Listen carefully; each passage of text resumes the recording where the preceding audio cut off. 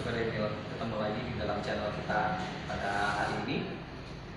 Apabila teman-teman merasa senang dengan channel ini, silahkan klik like, subscribe, dan juga jangan lupa klik lonceng supaya teman-teman tetap update dalam informasi yang disampaikan di dalam channel ini.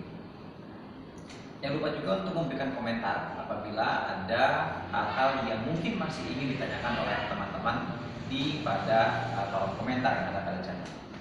Teman-teman sekalian, di video sebelumnya saya sempat menjelaskan mengenai beberapa hal terkait dengan pertanyaan-pertanyaan umum mengenai apa itu studi hubungan internasional, dan saya sudah sempat menjelaskan mengenai career yang dapat dilalui atau dapat dijalankan menjadi karir dari seorang alumni atau lulusan dari jurusan hubungan internasional. Nah, di sini saya akan coba menjelaskan lebih mendalam lagi, ya. Mudah-mudahan penjelasan ini dapat memuaskan teman-teman mengenai saya akan menjadi apa sih setelah lulus dari program studi hubungan internasional. Baik, kalau kemarin saya sudah menjelaskan mengenai bahwa lulusan hubungan internasional dapat berkarir sebagai diplomat atau bekerja pada kementerian lain selain di Kementerian Luar Negeri.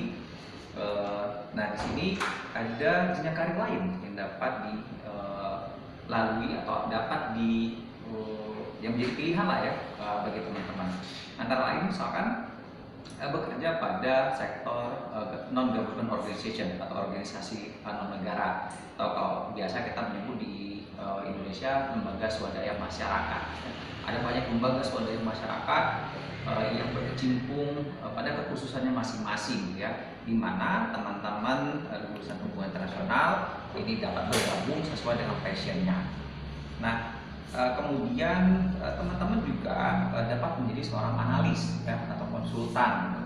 Nah, ini bisa di berbagai bidang sebenarnya, ya, analis atau konsultan. Sekali lagi, ini juga terkait dengan fokus di mana teman-teman nanti mendalami ilmu dari hubungan internasional itu sendiri. Analis yang bisa menjadi pilihan karir yang misalkan menjadi mungkin konsultan, gitu, analis konsultan di bidang politik. Nah, ini banyak yang menjadi pilihan teman-teman kaula muda, ya, menjadi konsultan politik dari seorang calon atau kandidat, misalkan gubernur, presiden, atau bahkan wali kota sekalipun. Bahkan teman-teman juga bisa menjadi seorang partisan, ya, atau menjadi anggota partai politik yang nantinya teman-teman dapat memberikan atau mengekspresikan suara-suara rakyat apabila teman-teman terpilih sebagai anggota pada Dewan Perwakilan Rakyat ataupun Dewan Perwakilan Rakyat daerah. Atau kalaupun teman-teman tidak terpilih sebagai anggota di Dewan Perwakilan, di dalam partai politik ada banyak saluran-saluran yang dapat menjadi path career, ya, seorang lulusan hubungan internasional.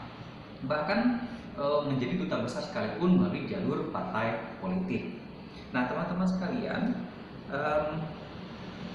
apalagi sih yang bisa menjadi pilihan karir, ya? Apakah misalkan bekerja di sebuah perusahaan umum di bidang marketing misalkan itu cocok bagi lulusan hubungan internasional? Bisa-bisa saja, karena skill yang dibutuhkan di sini adalah skill analisis teman-teman, ya. Karena disinilah nanti tantangannya bagaimana teman-teman bisa melihat, membaca situasi, misalkan membaca situasi pasar, membaca situasi masyarakat. Ya, nanti informasi ini dapat dikombinasikan di dalam analisis dan telah teman-teman yang teman-teman dapatkan setelah mempelajari studi ilmu hubungan internasional tadi. Gitu. Dan tidak lupa penting, ya, ada satu lagi sebenarnya pilihan karir yang dapat menjadi jenjang, ya, yaitu menjadi dosen. Kenapa menjadi dosen? Karena dengan menjadi dosen, seperti saya menjadi dosen, ya, teman-teman pertama dapat mengembangkan lebih jauh lagi, mengembangkan lebih dalam, ya, mengenai ketertarikan teman-teman atas isu-isu di dalam hubungan internasional itu sendiri.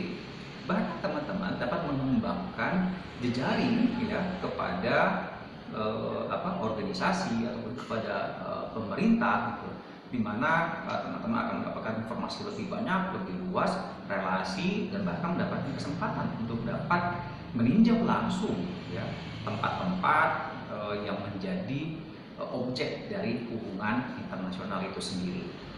Nah, terkait dengan career gitu ya, skill apa sih yang dibutuhkan ya, atau skill apa yang mungkin didapatkan oleh teman-teman dengan mempelajari hubungan internasional ya. Yang pertama tadi tentu saja skill yang pertama adalah skill membaca dan menulis gitu ya. Karena informasi yang ada kita dapatkan berupa informasi tertulis gitu ya, ataupun bahkan informasi yang kita tonton. Nah, dengan membaca informasi tertulis, menonton informasi yang disampaikan melalui media televisi ataupun media online lainnya, teman-teman dapat menuangkannya dalam bentuk tertulis.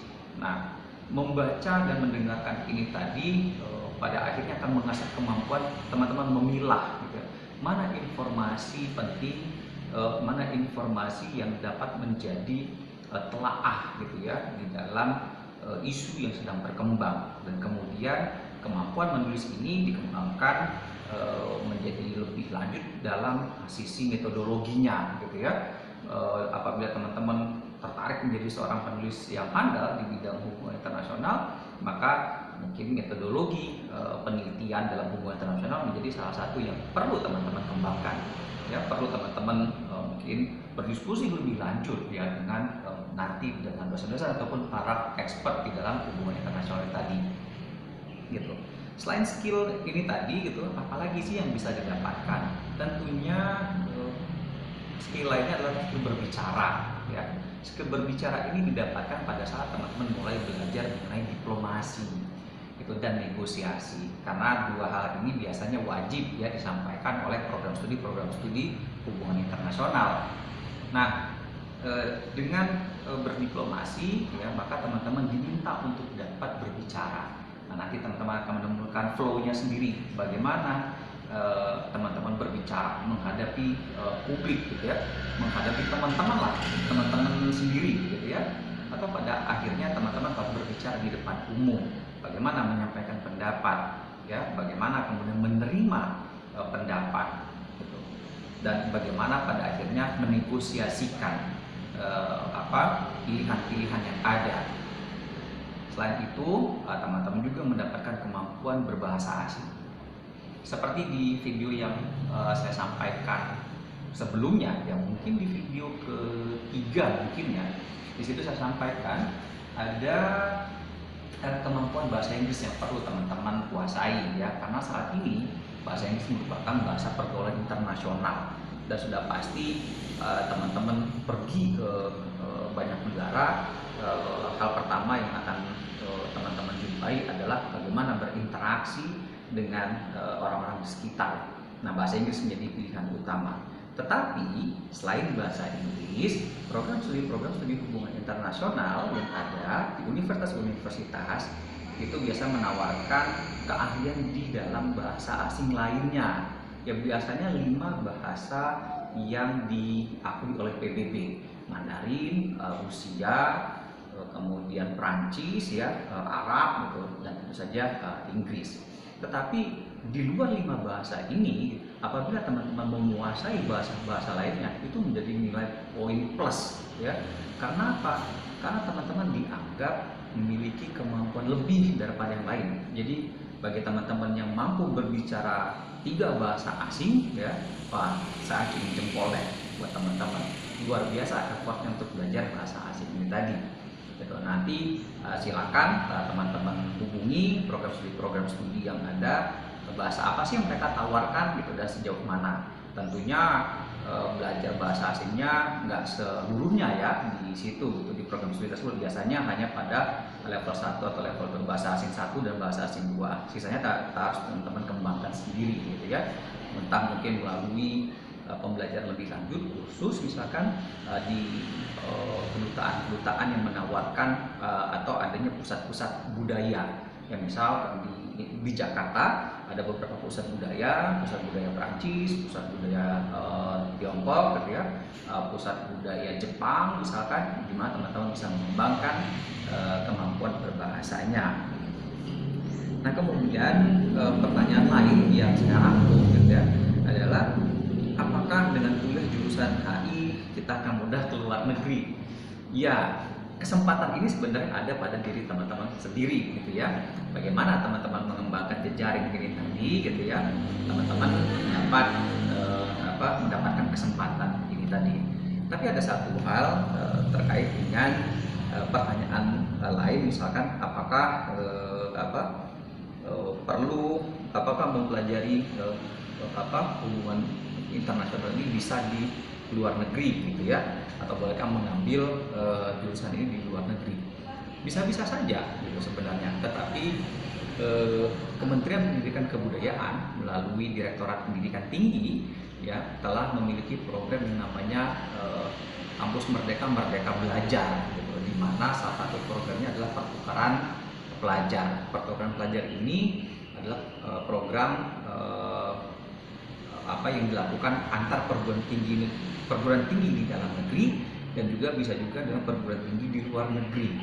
Nah, silakan nanti teman-teman cari tahu perguruan tinggi mana saja yang memiliki program pertukaran pelajar dengan perguruan tinggi di luar negeri. Nah, manfaatkan program tersebut ya untuk kemudian teman-teman untuk dapat menggali informasi lebih lanjut, belajar dengan ahli-ahli di luar negeri sana gitu ya, yang fokus kepada ilmu studi hubungan internasional.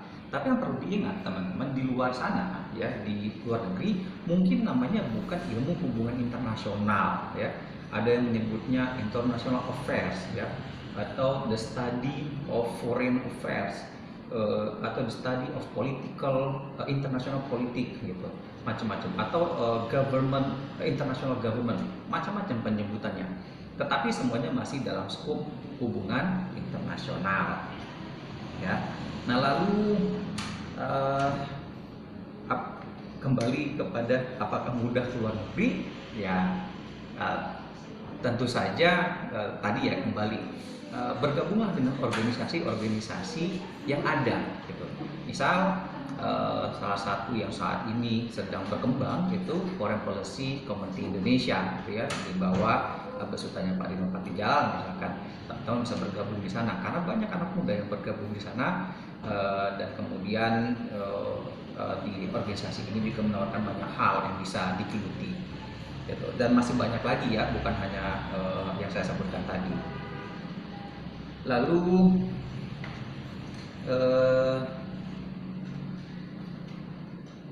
kampus mana gitu ya yang baik atau yang bagus dalam menempuh studi hubungan internasional? Ya, di Indonesia ada banyak universitas ya, di Jakarta misalkan ada banyak universitas yang menawarkan program studi hubungan internasional. Salah satunya Universitas Paramadina ya. Di Universitas Paramadina di mana saya mengajar ya. Jadi apabila nanti teman-teman masuk ke dalam program studi ilmu hubungan internasional Universitas Paramadina, nanti kita akan ketemu. Nah, apa saja sih yang bisa teman-teman dapatkan di Universitas Paramadina? Ini nanti terkait dengan pertanyaan lebih lanjut, ada peminatan apa saja sih di dalam ilmu hubungan internasional ya. Nah, di dalam ilmu hubungan internasional ada banyak peminatan ya.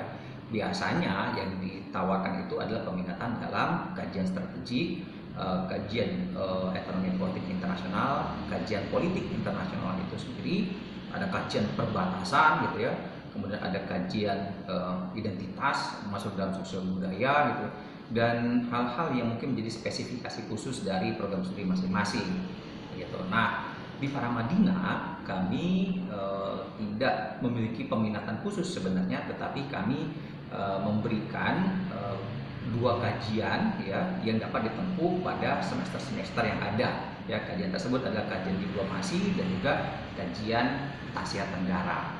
Nah, bagi teman-teman yang tertarik dengan kajian Asia Tenggara dan kajian diplomasi, boleh nih bergabung dengan kami di Universitas Paramadina. Nah, apabila memang masih ada komentar ya, teman-teman boleh kok komentar di channel ini ya. melontarkan pertanyaan itu ya seputar dengan studi ilmu hubungan internasional. Sekali lagi saya mengajak teman-teman untuk like, subscribe, dan juga share channel ini kepada teman-teman yang lain, dan kuliah akan menjadi lebih seru ya apabila teman-teman bergabung dengan channel ini di Pusukademi. Udah seru kalau dengan ML. Cheers.